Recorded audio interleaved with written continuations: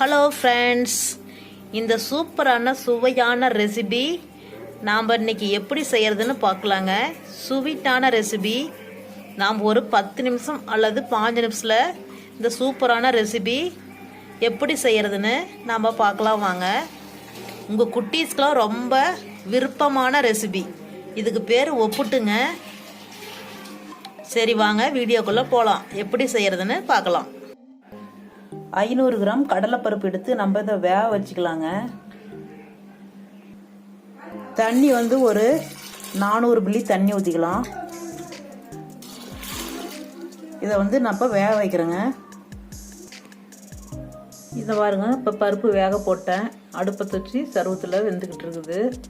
இதை நம்ம குக்கரில் போடாது. குக்கரில் போட்டோம்னா கொலன்னு போயிடும். அதனால் குக்கரில் போடாது. நம்ம இது சருவத்தில் வச்சு தான் வேவிக்கணும்.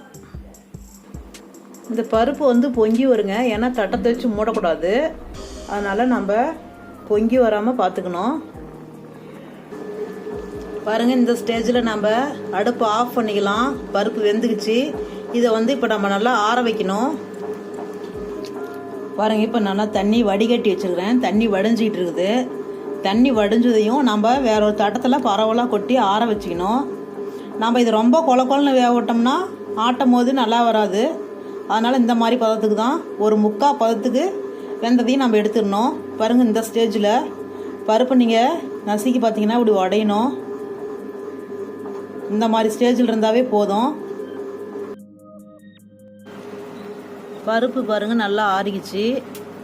இப்போ இதை நம்ம நல்லா ஆற வச்சாச்சு. அடுத்தது வெல்லம் ஒரு 400 கிராம் எடுத்து நான் இதை உடச்சிக்கிறேன். இந்த வெல்லத்தை நான் இப்போ உடச்சிக்கிறேன். பாருங்கள், தூளாக உடச்சிக்கிட்டேன். உங்களுக்கு இனிப்பு எந்த அளவுக்கு தேவைப்படுமோ அந்த அளவுக்கு நீங்கள் போட்டுக்கலாம். நான் கம்மியாகவே வச்சுக்கிட்டேன். அப்புறம் இந்த ஏலக்காயை நம்ம தட்டி வச்சுக்கலாங்க. ஒரு தேங்காய் துருவல், ஒரு தேங்காய் ஃபுல்லாக நம்ம அப்படியே திரி வச்சுக்கலாம். நீங்கள் கம்மியாக போதுனாலும் ஒரு 1/2 மூடி தேங்காய் போட்டாலும் போதும். நான் இப்போ ஒரு தேங்காய் ஃபுல்லாக திரி வச்சுருக்கேன். ஏலக்காய் நான் இப்போ பவுடராக பண்ணி வச்சுருக்கிறேன். அதை நான் பருப்புலேயே அப்படியே தூவி விட்டுக்கிறேன்.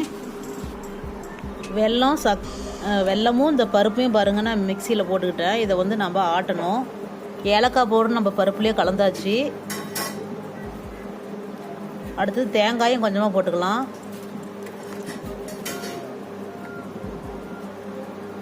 தேங்காய் பாருங்கள் கொஞ்சமாக போட்டுக்கிறேன். இப்போ இதை நம்ம ஆட்டலாம். பருப்பு பாருங்கள் நான் ஆட்டிக்கிட்டேன். இந்த மாதிரி 1-2 தான் ஆட்டணும். ரொம்ப நைஸாக ஆட்டக்கூடாது. இந்த மாதிரி நான் ஆட்டி எடுத்துக்கிறேன் எல்லா பருப்பையும். பாருங்கள், இந்த மாதிரி நம்ம ஆட்டி உருண்டை பிடிச்சி நம்ம விருப்பப்பட்ட மைதாவில் கலக்கி நம்ம தோசைட்டியில் வச்சு தட்டிக்கலாம். அதையும் நான் உங்களுக்கு காமிக்கிறப்ப இப்படியே நம்ம சாப்பிட்டாலும் ரொம்ப நல்லது. உடம்புக்கு ரொம்ப ஹெல்த்தியான ஃபுட்டு. குழந்தைங்க ரொம்ப விரும்பி சாப்பிடுவாங்க. அருமையாக இருக்கும், டேஸ்ட்டாக இருக்கும். நீங்களும் இந்த மாதிரி ஒரு டைம் உங்கள் குழந்தைங்களுக்கு செஞ்சு பாருங்கள். சூப்பராக இருக்கும். பாருங்கள், இது இப்படியே நம்ம சாப்பிட்டோம்னா ஒரு சொட்டு ஆயில் கூட இல்லாமல் அருமையான ரெசிபி ஒப்புட்டு இதே போல் நம்ம சாப்பிட்லாங்க. என் பொண்ணு ஆசைப்பட்டதுனால இப்போ நான் மைதா ஒரு 100 கிராம் எடுத்திருக்கேன். அதை தண்ணி விட்டு கொஞ்சம் கெட்டியாக கரைச்சிக்கிறேன். பாருங்கள், அருமையான ரெசிபி. இப்படியே சாப்பிட்டா ரொம்ப டேஸ்ட்டாக சுவையாக இருக்கும். இப்போ இதை நான் மைதாவில் நினச்சி போடுறேங்க. இதை இப்போ நான் மாவு கெட்டியாக கரைச்சிக்கிறேன். பாருங்கள், இந்த மாதிரி பதத்துக்கு, நல்ல கெட்டியான பதத்துக்கு நம்ம கரைச்சிக்கணும். இப்போ நான் இதை அந்த உருண்டை எடுத்து நான் இதில் நினச்சி தோசைட்டியில் வைக்கிறேன். பெருகிட்டு இருக்குது. தோசைட்டி நான் அடுப்பில் வச்சுட்டேங்க. சூடாகிட்டு இருக்குது. பாருங்கள், நான் இது நல்லா உருண்டையை மாவில் போட்டு நல்லா பரட்டிக்கிட்டேன்.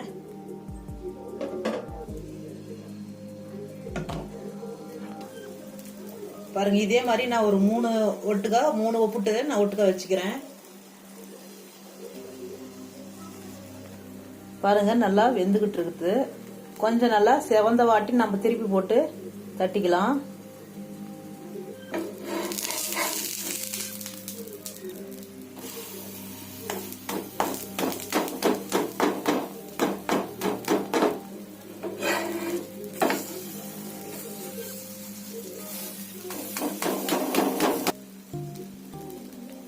இப்படி நல்லா வேக விட்டுக்கலாங்க. நம்ம அந்த மாதிரி சாப்பிட்டோம்னா ஒரு சொட்டு ஆயில் கூட இல்லாம அந்த மாதிரி நம்ம உருண்டையாவே சாப்பிடலாம். இப்படியும் நம்ம சாப்பிடலாம்.